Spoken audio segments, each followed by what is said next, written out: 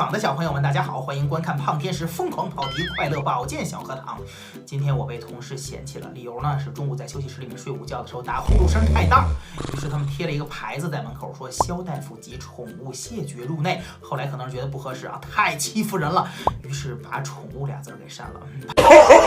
胖天石对此是非常的愤恨且自卑的。那今天我们就来跟大家一起白吃一下睡觉打呼噜的是是非非。打呼噜学名叫打鼾，说的是在呼吸过程中气流通过气道遇到了不该有的阻塞产生的这个湍流和震动发出来的声音。人其实在清醒的时候也能完全模拟出呼噜声，就是所谓的这个猪哼哼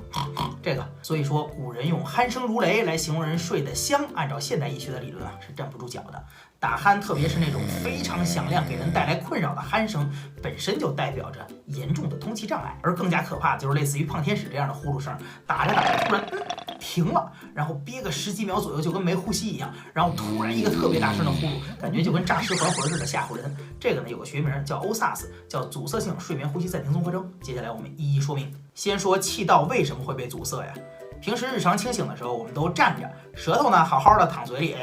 软腭后面的悬雍垂挂在天上嘚嘚飘着，是不会产生气道阻塞的。但是睡着了就不一样了，特别是你平躺着的时候，舌头软腭悬雍垂因为重力的作用会向后下方气道里倾斜。特别是对于一些先天性小下颌的患者，这儿本身就小尤其明显，这种时候就可能直接塞住气道，影响呼吸了。除了这个姿势体位之外，还有很多继发的或者病理性的阻塞原因，比如说喝酒，或者用了毒麻药，或者说是过度劳累的时候，处于一个深睡眠状态，这种时候咽部的这个肌肉完全的松弛撑不住了，也会加重软组织的后坠。其他的呢，像是抽烟感冒过敏性鼻炎或者喝水太少这种的，都会出现像黏膜水肿或者大量的粘性分泌物，这种时候气道会变窄，当然也会造成阻塞。再有呢，就是跟胖天使一样的常见原因，胖。脖子里头肉太多，平躺着正面从上往下压迫，侧面从外往里赘肉，把舌头往气道里推。所以说胖子真的是很悲哀的，白天被别人嫌弃，晚上睡着了连自己都嫌弃。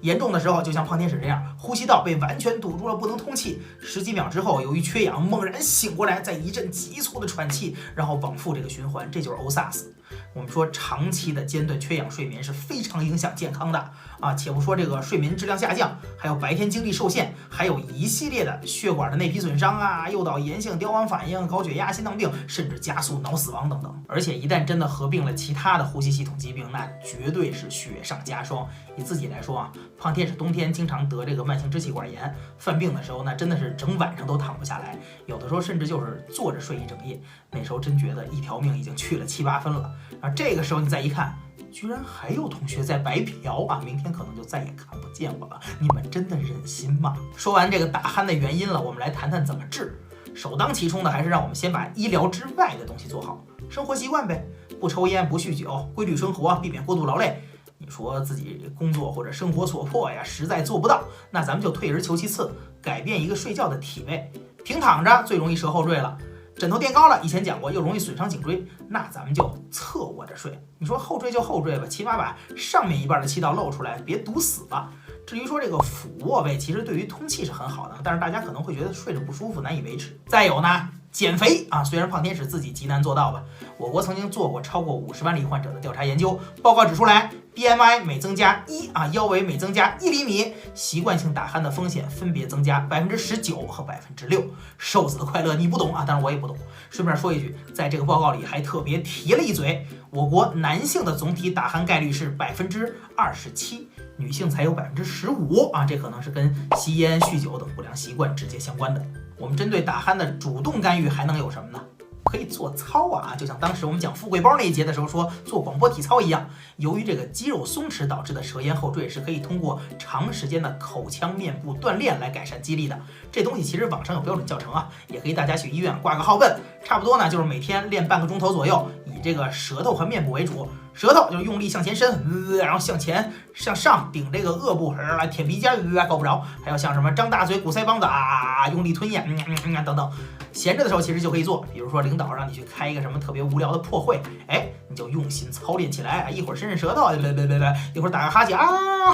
一会儿呢你就会发现你死了。还有呢，我们可以在一些感冒、哮喘、支气管炎、过敏性鼻炎这些疾病发作的时候，有目的性的用一些辅助治疗，比如说雾化吸入，胖天使家里就常备雾化机器的，我自己一般用点什么艾泉乐呀、可必特、普米克令舒之类的。当然，其实啥都没有，你就拿生理盐水也是可以的。湿化气道本身就有很好的治疗效果。其他的呢，比如说一些像福麻地碧液啊、金喉健喷雾剂，这个犯病的时候我是常备在床边的，都能够即刻的改善气道症状。再来就是针对一些真的重症欧萨斯患者，可能就需要辅助一些物理治疗了。比如说去耳鼻喉或者口腔科配一个口腔矫治器，它呢你戴上之后直接锁住你的下颌软组织位置，让它坠不下去。还有就是无创家用呼吸机了，叫 CPAP。你说啊，都用呼吸机了，那我不是天天跟 ICU 似的，一只脚都上天了吗？其实刚好相反，用过的病友都表示，他睡起来其实精神可好了，主要就是因为呼吸道通畅了，不缺氧啊，睡眠质量自然就提高了。但是呢，无论是矫治器还是 CPAP， 佩戴这个东西本身就挺影响入睡的，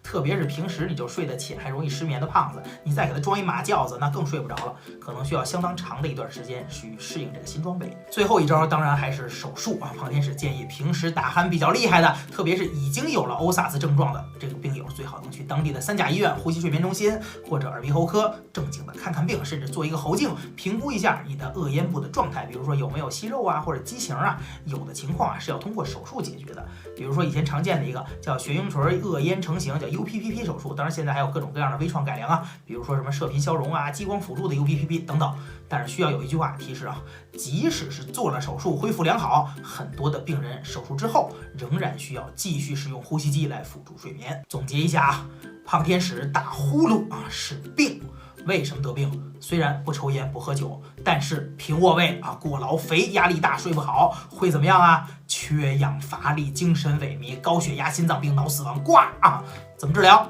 规律生活，避免内卷，戒烟戒酒，一键3连啊！外加伸舌、鼓腮、减肥、跑步、侧卧、睡觉、雾化吸入、辅助通气，不行手术啊！希望广大打呼噜的病友都能够好好睡觉，不委屈自己，更别骚扰他人。这里是胖天使每天睡不好觉、晕晕乎乎的正形小课堂，我们下期节目再见。